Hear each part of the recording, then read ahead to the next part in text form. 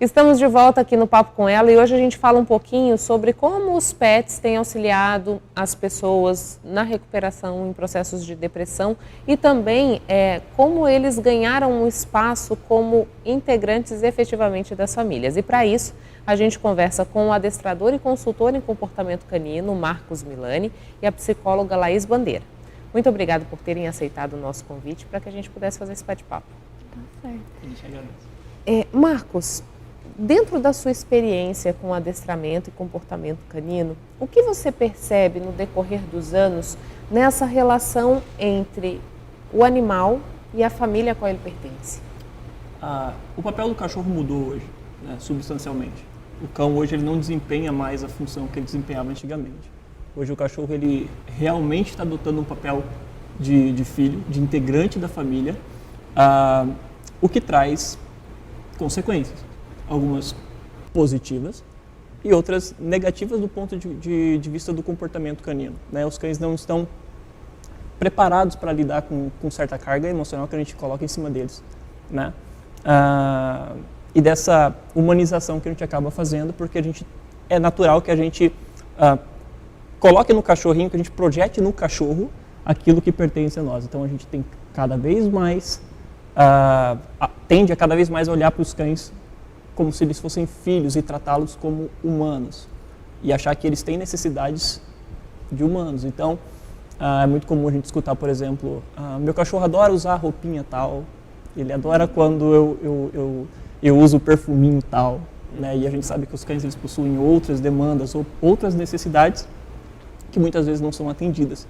Então, ao ponto muito legal, porque o cão ele está cada vez mais próximo da gente, isso é muito gostoso, eles também gostam disso, né? Mas há um ponto negativo no sentido de que alguns problemas de comportamento estão surgindo por conta desse hipervínculo que está acontecendo também. Laís, quando o Marcos relata essa mudança do papel do cachorro, né, o que está por trás disso? Por que a gente está projetando no cachorro as nossas necessidades? Por que a gente passa a enxergar o cachorro como um filho e acaba, de alguma forma, poluindo, vamos dizer assim, essa relação, né? Entendi. Na verdade, são diversos fatores, né? A família tem mudado também. Às vezes as pessoas demoram um pouquinho mais para terem um filho, né? Enfim, saem fora de casa o tempo todo, então às vezes não tem tanto contato com amigos, né? A rotina é mais desgastante, né? Então, o animal, às vezes, ele vem ocupando esse lugar, né? O que de tudo não é ruim, porque existe uma troca afetiva muito importante e que também gera algo positivo, tanto para as pessoas como para os animais também, né? Como ele bem disse, mudou um pouco a posição desse animal. Eu vejo que hoje o animal ele recebe muito mais atenção, ele recebe muito mais carinho. Quando eu olho, por exemplo, para a minha infância, o cachorro vivia lá no quintal, né? Hoje em dia, minha filhinha dorme dentro na minha cama, praticamente. Praticamente não, é na minha cama. Ela acorda, vem, me lambe, me beija. Agora, o que é ruim é quando, que nem ele falou, o vínculo é excessivo, né? Que gera... Bom, não é um ser humano, ele é um cachorro. Minha cachorrinha odeia usar laço, ela odeia usar perfume, porque ela é um animal, né? Eu até postei esse final de semana... Ela, assim, eu coloquei, essa menininha odeia usar lacinho. Ainda coloquei embaixo assim, porque eu não sou obrigada. E realmente, é isso, né? Acho que é um pouquinho... É legal que você conseguiu perceber isso. Tem muita gente que não percebe. Que não percebe. E Marcos, quando você diz assim pra gente, alguns vícios de comportamento se dão por conta dessa relação, quais são os problemas mais frequentes nessa confusão de como tratar esse pet, né? Ok, uma coisa que as pessoas esquecem, e não por negligência, mas porque falta conhecimento mesmo, é ensinar o cachorro desde pequenininho a ter independência emocional. Né? A gente precisa dar autonomia para o cachorro. Eu brinco e falo que o cachorro tranquilo é aquele cachorro que consegue viver bem comigo e semigo. Legal quando está com a gente, mas se estiver sem a gente, ele não pode sofrer. E o que eu tenho observado é um crescimento exponencial de cães que não suportam viver longe das pessoas. Então a pessoa precisa sair para trabalhar e a gente começa a observar cães que estão desenvolvendo comportamentos compulsivos, depressão, né? Porque a pessoa não consegue ficar longe do cachorro, sabe? Então não se preocupa em ensinar o cão a conseguir ficar sozinho também, né? Então o cão dorme na cama, ok, mas se eu colocar ele pro lado de fora, como é que ele fica?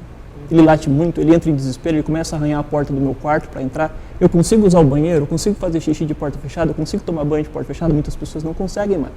E a gente vê os cães manifestando isso através de comportamento compulsivo, como lamber as patas, por exemplo. Alguns cães chegam ao ponto de até se automutilar. Né? Eu tive um cliente que o cachorro teve que amputar o rabinho de tanto que roeu. Isso são consequências, na verdade, e a vocalização excessiva, casos de o cão não come, não bebe água na ausência dos proprietários, enfim, destruição exacerbada de objetos, né? Eliminação em locais muito bizarros. Então, o cachorro, o dono sai, ele sobe no sofá e faz um cocô, sobe em cima da cama e faz um cocô. É o cão demonstrando de alguma forma que ele não está preparado para ficar sozinho. Né? E aí existe um trabalho árduo, né? De educação de humanos também, de educação principalmente. De humanos. Na verdade, o processo o processo do treinamento, ele acaba sendo um pouco sofrível para o dono também. Eu imagino, já até sofria, que só de você falar, ai, meu cachorrinho lá fora. Eu fui falando aqui, ela ia concordando, sim. Eu acho que o cachorro dela passa por alguma dessas coisas. Quando eu era criança, o meu vínculo com o animal, ele é muito forte desde pequena. Porque eu sou filha única, então dormia sozinha no quarto, normal, igual todo mundo. E uma das coisas que começou, assim, me chamar a atenção hoje sobre o vínculo com animais é que eles são muito companheiros e ofertam afeto. Então, na minha infância, a minha cachorrinha, eu já era assim. Então, na minha infância, ela me fazia muita companhia à noite, quando eu me sentia sozinha. Às vezes eu ficava assim, ai meu Deus, escuro. Aí eu catava minha cachorrinha e ficava ali. Hoje, eu continuo com esse contato, ela é super minha parceirinha, onde eu vou ela tá junto, mas agora te ouvindo, sabe, eu vejo que eu preciso ajustar algumas questões comportamentais, a psicóloga aprendendo com o adestrador. A gente conversa. Né? Mas é importante, né? A minha não foi adestrada, eu acho que eu que estou precisando um pouco de adestramento mental para lidar com ela, né? Marcos, essa percepção, né, como você disse, que bom que você percebeu que ela não gosta de lacinho nem de perfume. Algumas pessoas não se dão conta disso. A partir de que momento que a pessoa entende que alguma coisa não está legal? E como que fica o seu trabalho nessa conscientização do dono do animal, né? Às vezes é difícil, às vezes é um pouco complicado. Vou dar um exemplo de donos de... Sem julgamento, hein, galera? Pelo amor de Deus. Mas é um caso até corriqueiro. Donos de Chow-Chow, ok? Chow-Chow, ele é uma raça... A gente está falando de forma genérica aqui, tá? Tem os casos específicos. Mas é uma raça um tanto quanto sistemática, ok? Então, é um cachorrinho que não gosta de ser extremamente manipulado. É um cachorro que não gosta de carinho. O senso comum vai te dizer, ora, mas qual cachorro que não gosta de carinho? Pois é, o Chow-Chow tende a não gostar de muito nhenhen, muita pegação. Né? Ele te observa que pessoas que geralmente são mordidas por Chow-Chows, elas são mordidas no rosto. Então, como é que um cachorro morde meu rosto? Ou eu apertei ele, isso aqui é horrível para um cão. Né? Faça isso com o seu cão e veja a linguinha dele fazendo assim. Isso é um sinal de estresse, tá? E desconforto. Ou bocejar. Vai estar todo mundo fazendo isso. Tenho certeza. Né? Então, o Chow-Chow, ele parece um cão ele parece um ursinho de pelúcia. Eu falo que o pecado do Chow-Chow é ser lindo, porque ele é muito bonito, né? Então a galera compra o Chow-Chow querendo um ursinho de pelúcia. Por quê? Porque eu quero abraçar ele é todo peludo, ele é fofinho e tal. E é exatamente isso que o Chow-Chow não quer que você faça. Então, infelizmente, algumas pessoas vão se dar conta do problema quando o pior já aconteceu. Ou quando esse cachorro reage de forma agressiva a um desconforto, ou ou a reação do desconforto dele é algo que acaba prejudicando ele próprio, né? Então, por exemplo, eu falei de casos de cães que se lambem muito ao ponto de se mutilar. Conheci o caso de uma pessoa que chegou em casa, a casa estava o piso da sala estava cheio de sangue. Então precisou disso para a pessoa procurar ajuda. Mas um cão, para chegar nesse nível... Já deu muitos outros sinais, né? Exatamente. Então aí o trabalho começa a ser mais difícil. A gente fala do lacinho, se você tem... Que cachorro que você tem mais? Shih Tzu. Você tem um Shih Tzu, olha que clássico o Shih Tzu. Né? O que o Shih Tzu vai fazer? Vai te dar uma dentada na mão. Ou vai rosnar para você, ou vai levantar os dentinhos assim. Né? E como o Shih Tzu ele é pequenininho, a gente negligencia esses sinais. Né? Então quando que uma pessoa vai procurar ajuda de um Shih Tzu? Quando ele morder alguém efetivamente. Né? Enquanto ele está rosnando e tal, as pessoas acabam negligenciando. Um cachorro um cachorro maior acaba sendo mais rápido, qualquer sinal. Se você tem um pitbull, se ele rosnar para você uma vez, você já vai entrar em contato com alguém para te ajudar, porque você não quer que ele passe dali. Né? Então, infelizmente, as pessoas acabam ainda sendo muito negligentes, esperando o pior acontecer para procurar ajuda. E como é a mudança de comportamento desse dono quando, por exemplo, o Marcos entra em ação e diz, olha, a gente precisa alterar aqui, aqui, aqui, tem uma resistência, isso é numa tranquilidade, tem uma dificuldade de adaptação?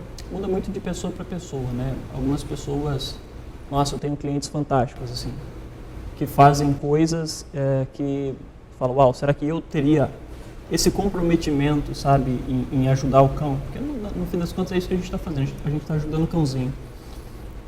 E outras pessoas, você faz a primeira aula e fala, isso aqui não vai dar certo. Né? A pessoa pormenoriza, algumas pessoas simplesmente desistem. Algumas pessoas querem que você vá lá, e elas devem passar por isso o tempo todo, querem que você vá lá e troque o chip. E não existe isso, não existe milagre, existe trabalho. E mudança gera desconforto. E quando você diz para a pessoa que a mudança do cachorro dela vai passar pelas mudanças das atitudes dela, aí o bicho pega. Não, eu quero que você venha aqui e arrume o meu cachorro. Então, deixa eu te contar. Eu conto, a Laís conta. Então muda muito. Algumas pessoas aceitam bem, outras vão dar trabalho. Eu acho que a maior parte do trabalho que você deve ter é de conscientizar essas pessoas, né? Com certeza. Acho que o animal ele responde até mais rápido, talvez, se essas contingências, né? Se esse ambiente for favorável, né? E eu fico pensando assim, o que seria um equilíbrio, né? Porque eu vim contar para você o quanto é importante essa troca afetiva, né? Vamos pensar um pouquinho sobre isso. Como é importante essa troca afetiva, como eles ajudam pessoas a se recuperarem, pessoas com Alzheimer, idosos, enfim, pessoas com depressão, que ajudam, ansiedade. Então, visuais. Essa interação próxima, ela é muito saudável. Eu vejo isso no setting. Eu vou contar. Eu tenho a minha Cherry, né, que é a minha cachorrinha. Às vezes eu levo para o consultório. O que acontece? Alguns pacientes são mais rígidos, mais distantes. E quando eu sei que a pessoa gosta um pouquinho do animal, eu já solto ela lá na recepção. E às vezes a pessoa está mais assim fechada, né, não confiando muito em humanos. Aí você solta um cachorrinho lá, que é toda fofa. Ah, ela é tão fofa, você tem que ver. A pessoa já faz uma mudança total. O rosto já abre, né? Ai, que fofinho. Né? Quem não faz isso com um animal lindinho, né? Com certeza. Já fica receptiva, né? Fica receptiva. Tanto que existe terapia assistida por animais. É uma modalidade de terapia, né? Porque ajuda muito. Existem hospitais que recebem, né, animais dentro do hospital. Por quê? Porque ajuda a melhorar o humor, e isso altera o quê? Melhora a imunidade, né? Até o contato com a coisa do animal. O animal, por mais limpo que seja, ele tem bactéria, ele tem um monte de coisa, né? Então isso ajuda no tratamento de alergias, né? Então tem uma série de benefícios dessa interação. E aí eu fico pensando, né? Até que ponto isso é benéfico para o cachorro e o que é que a gente precisa ajustar do nosso olhar, né? Para não exceder. Né? Porque, como você disse, olha, conversar com você está me fazendo perceber quanto o excesso também não é bom, né? Mas o que seria esse ponto de equilíbrio? Eu já estou perguntando. Não, mas é assim, isso que mesmo, seria? a ideia é que a gente converse. E é justamente isso. Eles trazem benefício para a gente, mas até que ponto a gente precisa observar para que eles não saiam prejudicados, Sim. né? Uhum. Então, nesses processos terapêuticos, Marcos, qual é o cuidado que você deve ter, né? Eu acredito que a orientação, os cães são muito individuais, né? Eles têm as suas particularidades também. Eu acho que a orientação mais assertiva é observe seu cão, né? Eu falo sempre, conversa com ele, né? Mas uma conversa franca, verdadeira, né? Onde a gente olha para ele e tente entender de fato como é que ele está se sentindo, né? Donos de cães tendem a ser muito vaidosos, assim, quando vão propor alguma coisa. Eu levo meu cachorro no shopping center porque meu cachorro adora shopping center. Não é o cachorro. Odeia shopping center. Não é o cachorro Minha que filha gosta odeia. de shopping center, né? É o dono que adora estar com o cão no shopping center. Ele adora vestir o vestidinho e tal. Não, você adora ver ele com o vestidinho e tal. Se o teu cão tá tranquilo, show de bola, continua fazendo. Se ele não se incomoda, beleza, vida que segue, não tem problema nenhum. Mas se o cão começa a demonstrar alguns comportamentos compulsivos, algumas disfunções comportamentais que a gente chama, a gente não pode negligenciar isso, né? Isso não é regra, obviamente, né? Dá a impressão aqui, que eu estou falando, dá a impressão que se você der carinho demais pro seu cachorro, ele vai ter algum problema. Galera, não é isso, tá? Não tem problema. Fica tranquilo, tá? Mas observem os cães de vocês, né? Se ele tiver algum comportamento compulsivo, tá? Meu cachorro lambe muito as patinhas. Foi no veterinário, deu uma olhadinha, não tem nada. Opa. E tem retorno isso, se ele começa Tem. Esses comportamentos assim, com adestramento, com o quê? Tem sim. Com a mudança do dono. A gente, a gente muda? vai sempre olhar ali a gênese do comportamento, né? Se ele lambe as patas, por exemplo, e ele tem uma ansiedade forte por separação, ou seja, ele se sente muito mal na ausência do tutor, o trabalho a ser conduzido é para dar autonomia emocional para esse cachorrinho. E o processo é todo gradativo.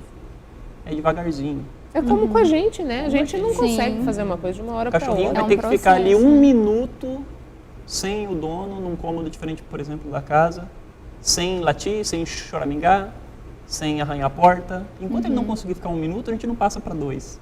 Então o processo é um pouco lento e há regressões no processo. Isso deve passar por esse tempo todo também, No com pessoas não é consultório, sim. diferente. Então as pessoas têm que suportar também o processo, ter essa paciência, entender que é um processo até terapêutico mesmo. Então, a gente não precisa desse tempo para melhorar. Mas A gente vai Te interrompi. A gente vai a um breve intervalo comercial e voltamos daqui a pouquinho falando aqui sobre o comportamento dos pets e os benefícios que eles podem trazer para a gente e como a gente precisa observar para que eles não saiam prejudicados nessa relação. É um instante só.